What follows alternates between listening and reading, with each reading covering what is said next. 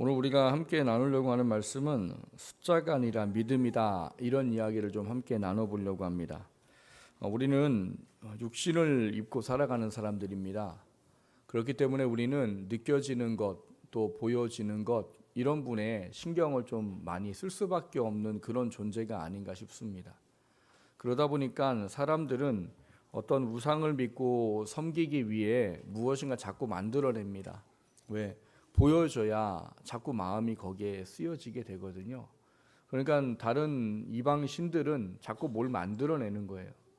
그러니까 뭔가를 자꾸 만들어내서 그거를 보고 그 신이 있다라고 스스로가 확신하고 확인하는 그런 마음을 품지 않는가 싶습니다.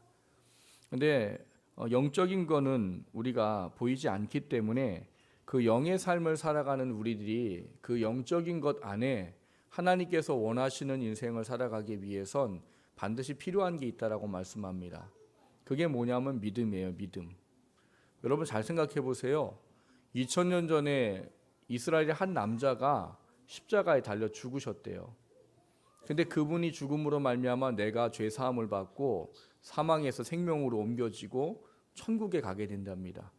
이게 믿어지세요? 아멘이라고 말하는 거는 믿어지기 때문이겠죠?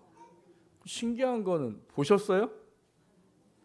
저는 보니까 봐도 못 믿는 사람이 있던데요, 보니까. 근데 우리는 보지 않고 어떻게 믿어요? 그게 우리 안에 성령이 계시다는 증거이지요. 그 성령께서 나로 하여금 2000년 전에 예수라는 청년이 죽은 게 나를 위한 대속이고 나를 위해 십자가에 대신 저주를 짊어지고 죽으신 것이고 그분으로 말미암아 나는 구원의 은혜를 입는다는 그 증명이 내 안에 되는 거란 말이죠. 그게 믿음이라는 겁니다. 믿음. 그래서 믿음을 가지고 살아가는 우리들은 사실은 참 행복한 존재여야 합니다. 믿음을 살아가는 우리들은 사실은 세상이 감당하지 못할 믿음으로 강하고 담대한 삶을 살아야 되는 사람들인 거예요. 근데 실상을 돌아보면 어떠세요? 여러분 믿음이 여러분을 정말 강하게 세워주고 있습니까? 정말 여러분 믿음이 여러분을 어떤 다른 모든 것을 넘어서 오직 하나님을 믿고 바라보는 신뢰함 때문에 내 마음에 하나님의 놀라운 은혜가 차고 넘치고 내 안에 강하고 담대함과 확신이 차고 넘치고 그러시냐는 거예요. 그래야 된다는 거죠. 왜요? 그게 믿음이니까. 원하는 것은 오늘 우리가 믿음이 정말 뭘까? 지금 육신을 입고 살아가는 우리들이 늘 느끼기 쉽고 대하기 쉽고 하는 것들로부터 믿음이 정말 무엇인가? 그거를 돌아보고 깨닫는 은혜가 있기를 주님의 이름으로 축원합니다. 오늘 말씀을 통해서 여러분 보여지는 게 아닌, 들려지는 게 아닌, 느껴지는 게 아닌 내가 믿는 하나님이라는 분, 그 하나님이라는 분만으로 살아갈 수 있는 우리가 되기를 주님의 이름으로 먼저 축원합니다. 첫 번째 함께 나누려고 하는 것은 나의 의사결정 패러다임은 숫자입니까? 믿음입니까? 하는 겁니다. 미국의 신세계 통계학자라는 카이저 펑이라는 사람이 있습니다. 그 사람이 이런 말을 했다고 그래요. 숫자가 이 세상을 지배하고 있다라고 말합니다. 실상 그런 것 같아요. 현대는 사실 다 숫자로 표현되잖아요. 여러분 다 뭐 있어요? 무슨 번호 갖고 계시잖아요. 주민등록 번호, 다 고유한 번호들이 있어서 그 번호를 가지고 뭐 이것저것 다 하고 하시잖아요. 또 뭐 전화번호도 있고 여권 번호, 뭐 집, 은행, 뭐 계좌 번호, 뭐 심지어는 학번, 군번, 모든 게 숫자가 관계되어 있지 않은 데는 없습니다. 그러다 보니까 실상 이게 숫자에 대한 개념들이 어느 영역까지 가게 되느냐, 사람의 어떤 상태까지도 숫자로 표현하고 숫자로 이해하는 경우들이 있다는 거예요. 그래서 사실은 여러분 뭐 이렇게 뭐 아이들 요즘 뭐 이렇게 뭐 갖고 오는 거 있어요. 뭐요? 뭐 그 아이의 발달 사항이라든지 그 아이의 어떤 상태라든지 이런 부분을 이게 수치로 해가지고 수치로 갖다 주는 경우들이 있어요, 여러분. 그걸 가지고 아이를 판단하고 평가하지요. 근데 여러분, 우리 사람이라는 존재는요, 죄송하지만 수치로 평가가 안 됩니다. 수치로 평가하는 게 어느 정도 우리한테 영향력이 있고 그걸 가지고 뭔가를 판가름할 수 있는 부분들이 되지만 그게 정작 우리라는 존재를 100% 그렇게 이해하고 인식할 수 있는 거냐? 그렇지 않아요. 그리고 그런 숫자에 사로잡혀 살다 보면 믿는 사람들에게는 참 두려운 부분이 하나가 있습니다. 뭐냐 하면 모든 것을 결정하고 모든 것을 생각할 때 수치에 대한 보여지는 것으로 모든 것을 결정 내리고자 하는 경우들이 생긴다는 거예요. 아이들을 임신하고 아이들을 이렇게 뱃속에 키우다 보면은요, 여러 가지 들리시는 게 많습니다.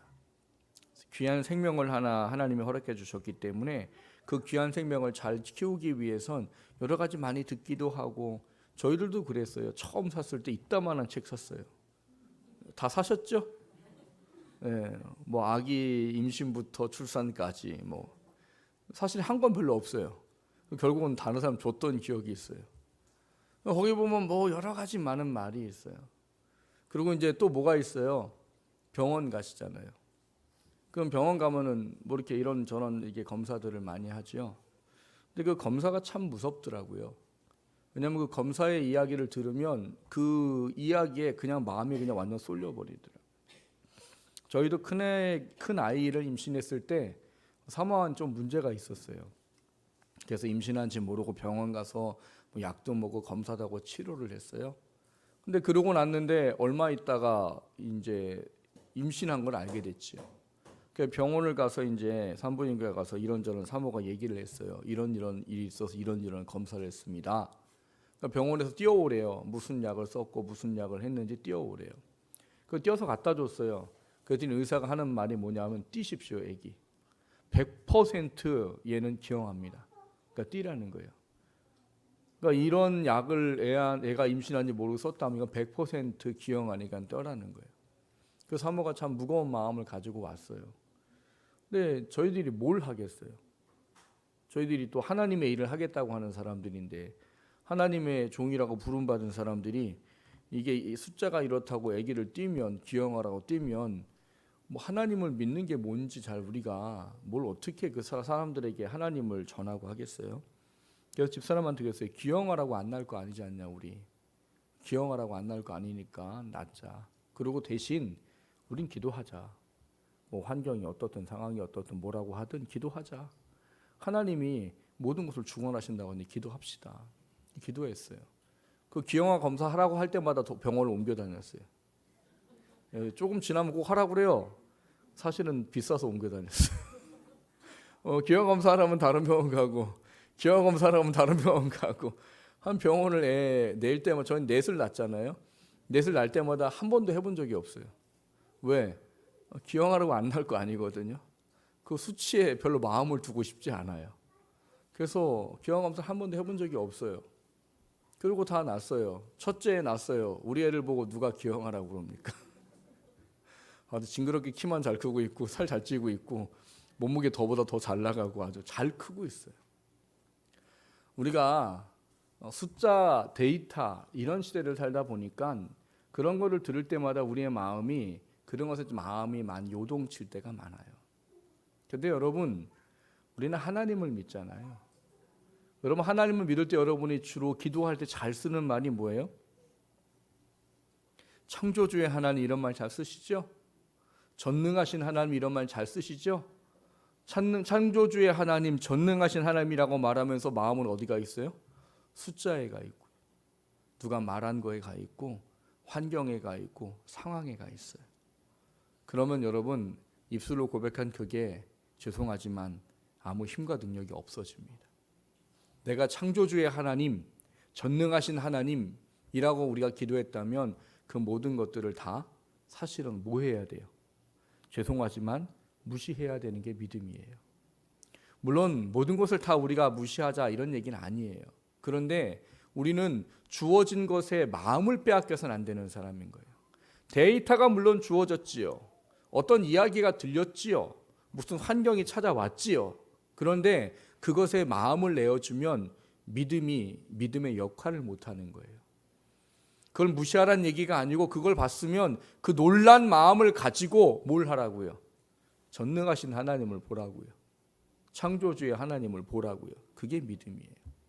그래서 사실은 우리는 숫자에 또 수치에 보여지는 것에 큰 마음을 두지 않아야 되는 사람들인 겁니다. 오늘 본문에 보면 숫자들이 참 많이 기록되어져 있어요. 3절에 보면 22,000, 만, 6절에 보면 300, 또 위에 보니까 13만 뭐 이런 숫자들이 막 기록되어져 있어요. 이 숫자들은 뭡니까? 13만은 뭐예요? 13만은 이스라엘 백성을 쳐들어온 미디안 군인의 숫자예요. 그리고 32,000은 없긴 하지만 더해보면 32,000이에요. 32,000명은 뭐예요? 13만의 대군을 이끌고 온 미디안을 대항해서 싸움을 하겠다라고 기드온이 모아놓은 숫자가 32,000명이에요. 근데 32,000명이 갑자기 만으로 뚝 줄어버렸어요. 22,000명이 없어졌어요. 왜 없어졌죠? 하나님이 그러셔요. 야, 두려운 사람은 다 가라 그래. 그랬더니 자그마치 얼마나 갔대요? 32,000명이 갔대요. 32,000명. 아마 저도 거기 있을 것 같아요.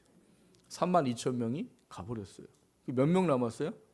10,000명 남았어요. 10,000명. 자, 13만 대 만으로 이제 전쟁을 해야 돼요. 이제 어떻게 하면 돼요? 뭐 쉬워요. 이스라엘 사람 한 명이 13명 죽이면 되는 거예요.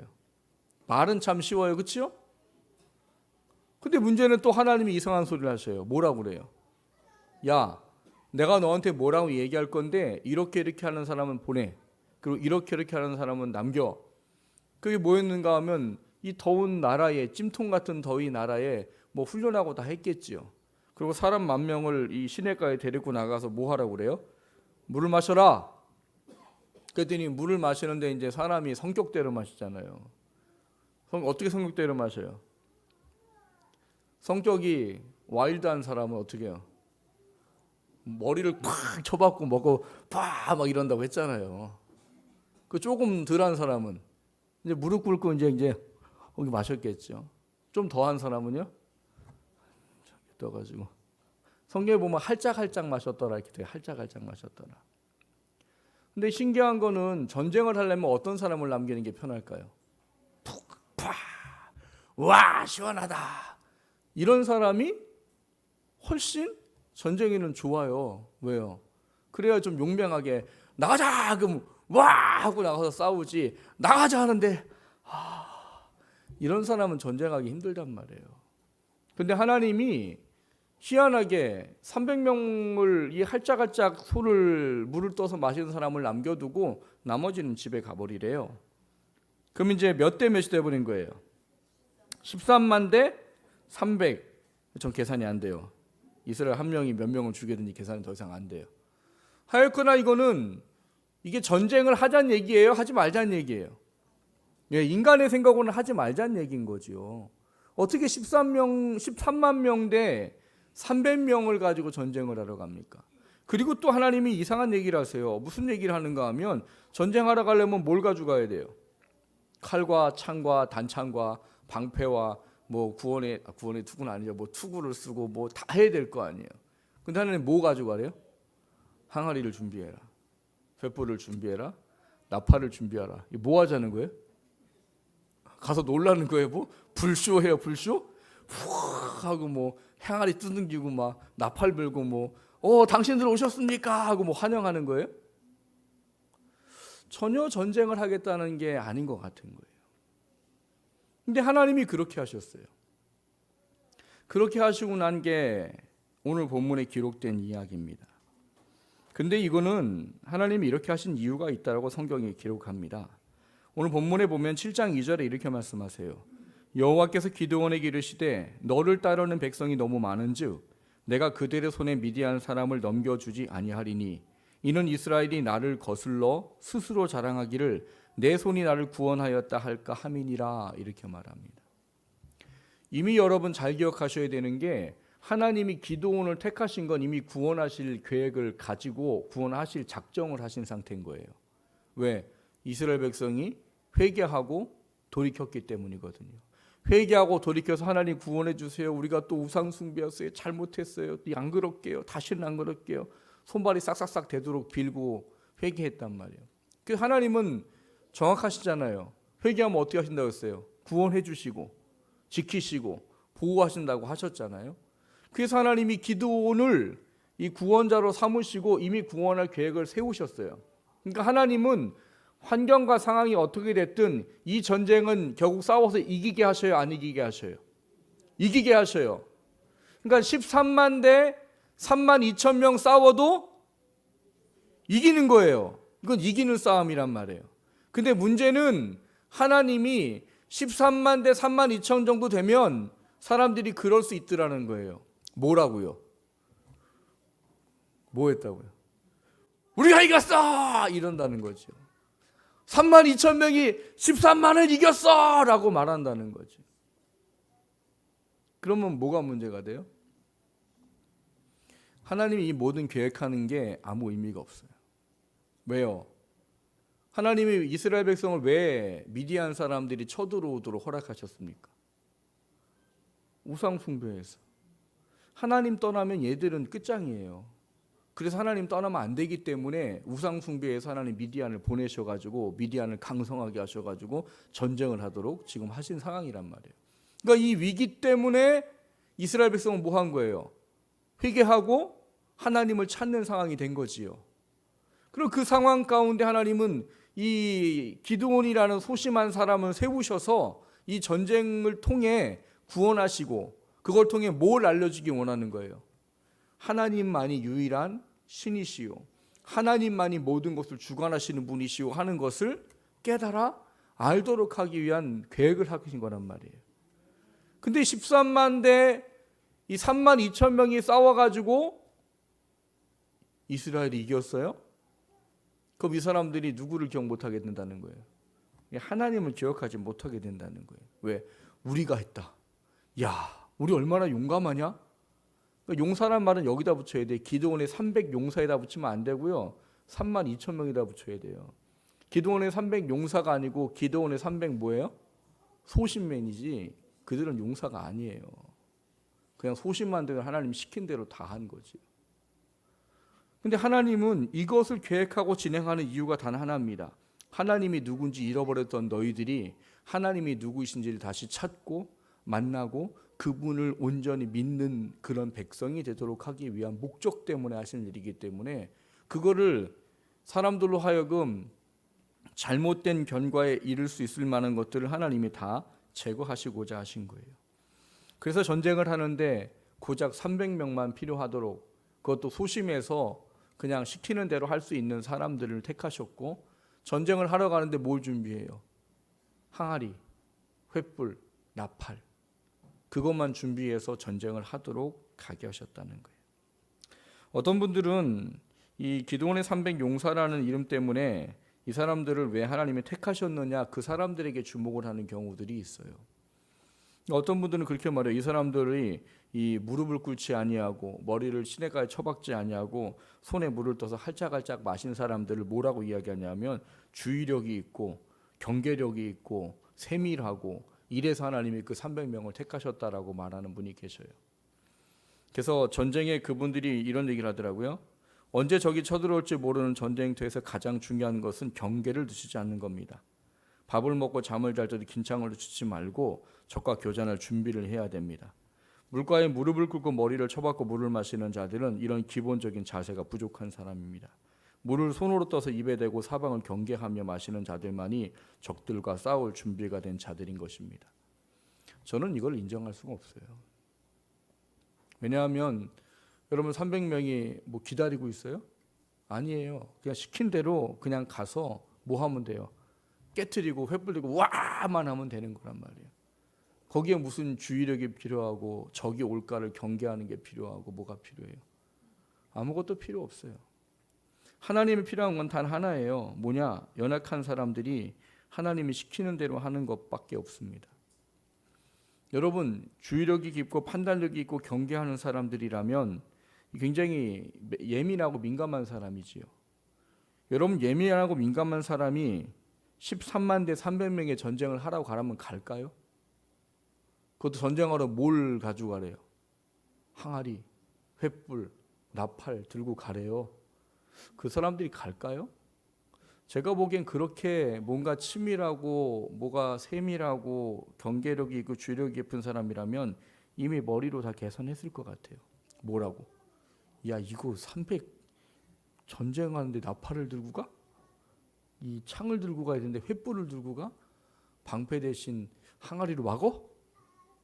아마 머리를 굴리지 않았을까 싶어요. 물론 이건 저의 위험한 추측일지도 모릅니다. 그런데 하나님이 필요한 거는 아무 생각하지 아니하고 그냥 그대로 하나님 말씀하시는 것대로 하는 사람이 필요했어요. 그런 사람은 제가 증명해요. 소심한 사람은 시키는 대로 잘합니다. 제가 제게 소심한 사람이거든요. 전 담임 목사님 시키면 죽어라 다 했어요. 소심해가지고. 시키는 대로 하면 돼요. 저도 하나님께 그렇게 기도해요. 하나님 계획도 잘 못하고 뭔가 미래에 대한 어떤 부분도 잘 생각 못하고 그냥 맡겨주는 것만 그냥 근간이 그냥 헐떡헐떡 거리면서 하는 왜 저를 택하셨어요? 이런 기도를 가끔 한다고 그랬잖아요. 제가 얘기했잖아요. 가까운 게 제가 알고 있는 저랑 친한 목사님은 정말 똑똑해요. 정말 계획도 잘하시고요. 정말 제가 봐도 대단해요. 그런 분에 비하면 저는 아무것도 아니거든요. 근데 전 잘하는 거 하나 있어요. 그냥 하라면 하는 대로 해요. 그게 말이 안 돼도 일단 하나님이 하라고만 이가 판단이 되면 그건 해요. 왜? 저는 그걸 알아요. 소심한 사람은 시키는 대로 한다. 그러니까 기도원하고 삼백용사를 제가 소심하다고 이해하는 이유는 제가 그렇기 때문에 그럴지도 모르겠습니다만 하나님의 필요한 건 단 하나예요. 뭐예요? 시키는 대로 할 수 있는 사람. 그게 13만 명의 숫자라는 것을 바라보지 않고 이것을 감당할 수 있는 사람이기 때문입니다. 여러분, 사탄은 자꾸 우리를 숫자에 가두고요. 우린 또 하나님을 숫자에 가두어 버립니다. 하나님이 어떤 분인데 우리가 숫자에 가두어? 근데 여러분 그렇게 잘 하고 계시잖아요. 뭔가 이야기가 들려지면 이미 하나님의 생각이 안 나요. 이게 가능하겠어? 이렇게 돼버려요. 뭔가 수치가 들려지면 그 수치에 마음이 맞춰지고 눈이 맞춰져서 하나님이 안 보이고 근심, 걱정과 염려가 나요. 내 환경과 상황을 보면 내가 할 수 있는 게 없어요. 그럼 좌절하고 낭망밖에 못하는 거예요. 누구를 믿는데요? 전능하신 하나님을 믿는다고 하는데. 그러니까 우리가 사탄의 이 꾀임에 빠져서 하나님을 숫자 안에 가두어 버려요. 내 경험 안에 가두어 버리고 내가 할 수 있다라고 하는 것에 하나님을 가두어 버려요. 여러분, 하나님은 물론 우리가 가둔다고 갇혀 계신 분은 아니에요. 그런데 하나님은 믿음 안에 일하시기 때문에 우리가 그 하나님 믿음이 없는 그 상황에 하나님을 인정해 버리면 하나님 믿음대로 하십니다. 어떻게 해요? 수치를 보고 안 된다고 하면 아유 그래 네 믿음대로 해줄게. 나를 보고 안 된다고 하면 그래 내 믿음대로 해줄게. 환경 때문에 안 된다고 하면 그래 네 믿음대로 해줄게. 사랑하는 성도 여러분, 여러분은 결정할 때 뭘 보고 결정하고 어떤 선택을 하십니까? 혹시 숫자에 빠져서 사탄이 주는 환경, 보여지는 어떤 경험, 들려지는 이야기 이런 것에 혹시 마음을 맞추고 혹시 믿음을 내려놓고 있지 않은가를 돌아보시기를 주님의 이름으로 축원합니다. 우리는 믿음을 가진 사람이잖아요. 믿음은 나랑 상관없이 누구를 보는 거예요? 나를 택하시고 나를 구원하신 하나님을 보는 거예요. 그리고 그 하나님을 절대적으로 신뢰하고 바라보면 그 하나님이 일하시는 것입니다. 보이는 환경에 마음을 내어주지 마십시오. 숫자에 사로잡히면 하나님은 보이지 않습니다. 수치의 마음을 뺏기면 하나님을 경험할 수 없습니다. 모든 것 위에 계신 하나님을 바라볼 수 있도록 들려지고 보여지고 느껴지는 것에서 나를 지키는 믿음을 소유하는 저와 여러분 되시기를 주님의 이름으로 축원합니다. 두 번째로 나누고자 하는 것은 믿음 위에 역사하십니다는 거예요. 뭐라고요? 믿음 위에 역사하십니다. 방금 전에 그런 말씀 드렸어요. 하나님은 믿음대로 역사하신다고요. 뭐라고요? 하나님 수치가 이래요. 그래서 안 돼요. 그러면 하나님 그걸 뭐라고 인정하세요? 그게 네 믿음이구나. 하나님 나는 이렇게 능력이 없어요. 그러니까 능력이 없어서 못해요. 그럼 뭐라고요? 그래 그게 네 믿음이구나. 하나님은 그 사람의 마음속에 품은 것 안에서 일하시는 겁니다. 이것을 오해하시면 안 돼요. 뭐냐면 하나님이 제한이 있는 분이시고 하나님 능력이 없는 분이시고가 아니에요. 하나님은 어떤 것도 가능하게, 어떤 것도 이루실 수 있고, 모든 것을 창조하시고 모든 것을 주관하시고 지금도 모든 것의 주인 되시는 분입니다. 그런데 그분이 그렇게 놀라움을 나타낼 수 있는 일을 하나님 당신이 결정을 그렇게 하셨어요. 뭐라고요? 나는 택한 자들의 믿음 위에서 그 일을 해야지 라고 하나님이 결정을 하셨단 말이에요. 그래서 여러분, 성경에 보면 놀라운 기적과 이적들이 많지요. 근데 그 놀라운 기적들과 이적들을 보면 똑같은 이야기들이 있어요. 예수님께서 기적과 이적을 베푸시면서 하신 똑같은 말이 뭐냐 하면, 믿음이 너를 구원하였느니라 이렇게 말합니다. 내 믿음이 너를 낫게 하였느니라, 내 믿음이 너를 구원하였느니라 라고 말씀을 하신단 말이에요.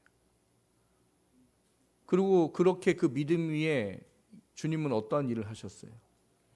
38년 된 12해를 혈중으로 앓는, 나면서 안진뱅이 된, 나면서 눈이 멀고 귀가 멀은 그런 사람들을 치료하시고 회복하시고 낫게 하시고 온전하게 하셨어요.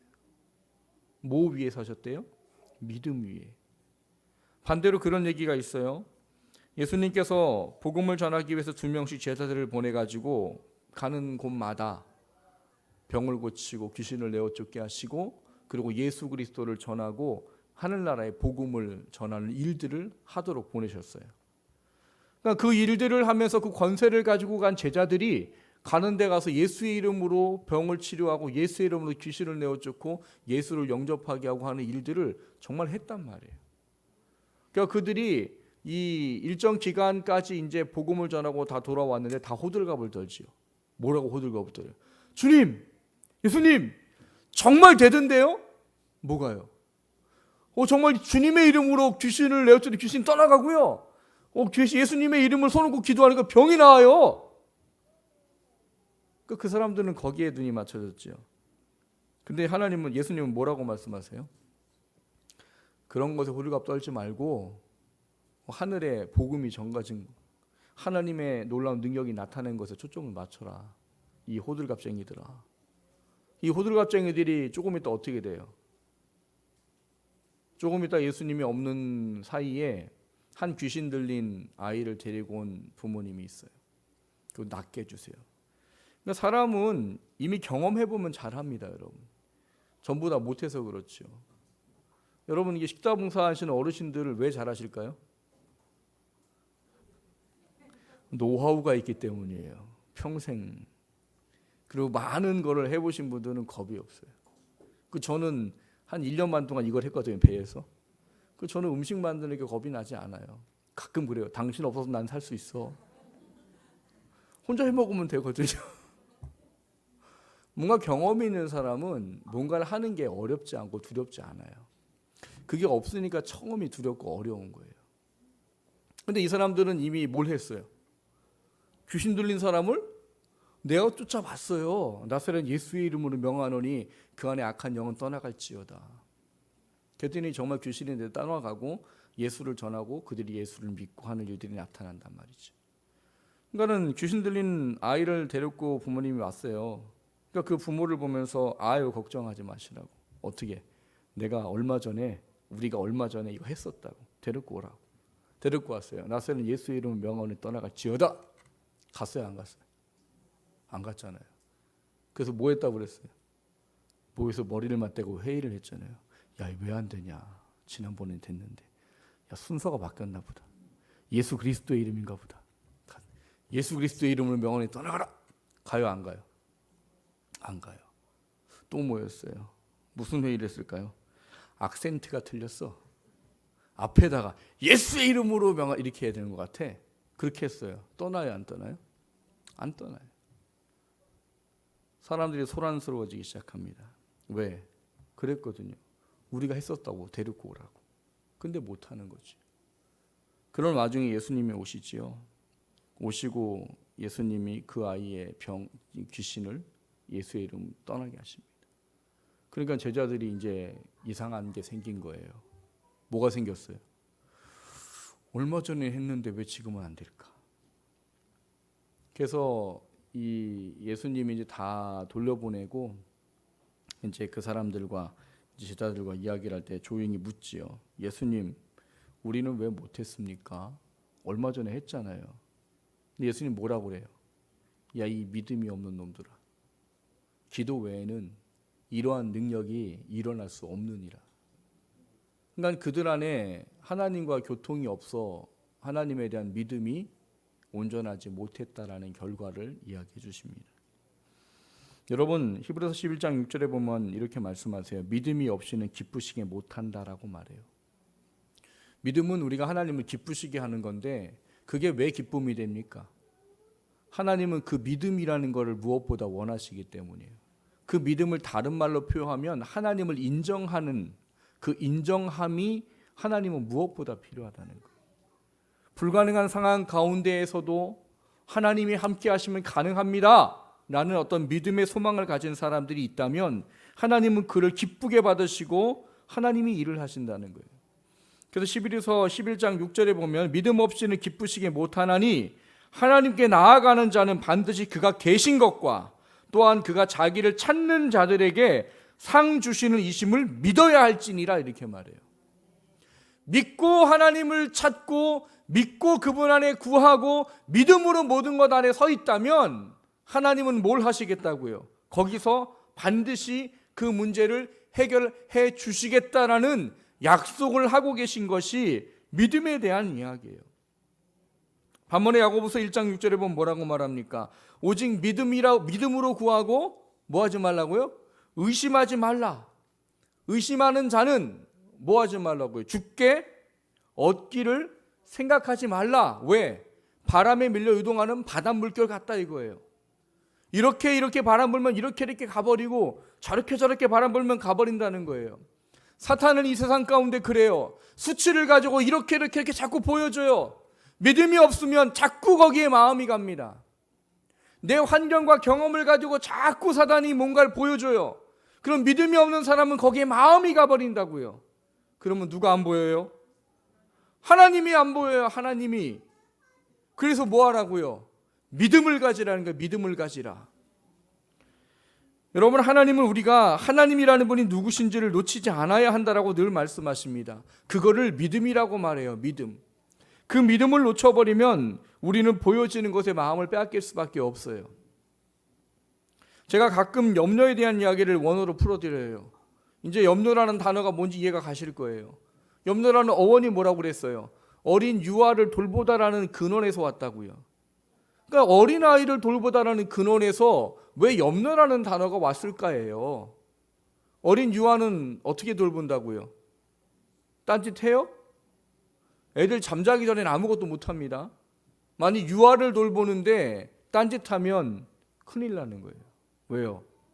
애들은 정말 잠깐만 눈 팔아도 어떻게 해요? 머리 깨지고 손 뒤고 뭐 다치고 멍들고 그래요. 그래서 아이들은 잠자기 전까지는 누구만 바라봐야 돼요? 애들만 바라봐야 돼요. 애들만. 그게 염려하다라는 헬라어 원문의 이 기본 단어예요. 그 단어로부터 염려하다가 왔대요. 그러니까 의미를 잘 생각하시면 돼요. 염려는 왜 하게 되는가? 염려란 마음은 왜 오는가? 뭔가 숫자가 주어졌어요? 그 숫자만 봐요. 뭔가 내 능력이 보여졌어요? 내 능력만 봐요. 뭔가 어떤 환경이 주어졌어요? 그 환경만 봐요. 그것만 보면 뭐만 생겨요? 염려만 생겨요. 그래서 하나님은 뭐라고 그래요? 눈을 들어 산을 보아라. 왜요? 거기 하나님이 계시다고 이스라엘 사람들은 생각했거든요. 그래서 눈을 들어 산을 보아라 이 말은 뭐예요? 하나님을 봐라 이런 얘기란 말이에요. 수치, 나의 능력, 환경, 어떤 주어진 경험 그거 보면은 지금 닥친 문제를 해결할 수가 없어요. 그러면 뭐만 생긴다고요? 염려만 생긴다니까요. 염려만. 성경은 마태복음 6장에 뭐라고 말합니까? 염려하면 키가 크죠? 저는 그럼 맨날 염려였을 거예요. 이놈 168이 한 180 되도록. 염려하면 여러분 머리카락 흰 거 검게 하잖아요. 우리 집사람 맨날 염려할 거예요. 흰머리 없어지게 하려고. 성경은 뭐래요? 염려한다고 네가 키를 한 자나 더 할 수 있느냐? 염려한다고 머리카락 흰 거 검게 하나라도 할 수 있느냐? 할 수 없으면 하지 말아 해요. 그리고 뭐 하래요? 너는 나만 바라봐. 너는 먼저 그의 나라와 그의 의를 구해. 그 나머지는 내가 할 거니까. 염려하지 말고 너는 나만 봐. 이게 성경의 원리예요. 염려는 그것만 보면 생기는 거예요.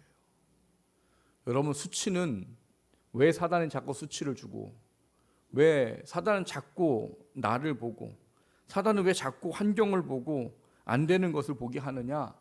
거기 마음 빼앗기면 염려밖에 안 하니까요. 하나님 안 보고 하나님 못 봐요. 그러면 하나님은 어디 위해서 일하신다고요? 믿음 위해서 일하신다고요. 여러분, 믿음이 숫자나 수치나 환경이나 경험에 빠져 있는 그런 믿음 되지 않기를 주님의 이름으로 축원합니다. 여러분 믿음이 그걸 넘어 일할 수 있는 하나님을 보고 하나님 안에 능치 못할 것이 없느니라고 말하는 사도 바울과 같은 고백이 있기를 주님의 이름으로 축원합니다. 그 고백을 하게 되면 약함을 자랑할 수 있게 된다고 그러잖아요. 사도 바울이 뭐 한대요? 나는 나의 약함을 자랑하노라. 왜? 내가 약할 그때가 하나님이 일하시기 때문에 강하기 때문이다. 그래서 나는 약함을 자랑한다. 여러분을 그냥 인정하세요. 수치 하나님 앞에서 그냥 받아들이세요. 뭐 그렇구나. 환경 뭐 그렇구나. 뭐 내 능력 그렇구나. 그래. 수치는 그렇고 숫자는 그렇고 내 능력은 그렇고 환경은 그래. 그런데 하나님은 그거를 가능하게 하셔. 하나님은 그거를 이기게 하셔. 하나님 그것을 온전하게 하셔. 그 믿음의 자리로 나아가시기를 주님의 이름으로 축원합니다. 믿음은 불가능을 가능케 하는 것입니다. 왜냐? 하나님이 그 믿음 위에서 일하시기 때문이요. 믿음으로 일하시기 때문입니다. 그 믿음으로 수치, 내 환경, 상황, 능력 이거를 이겨낼 수 있는 저와 여러분 되시기를 주님의 이름으로 축원합니다.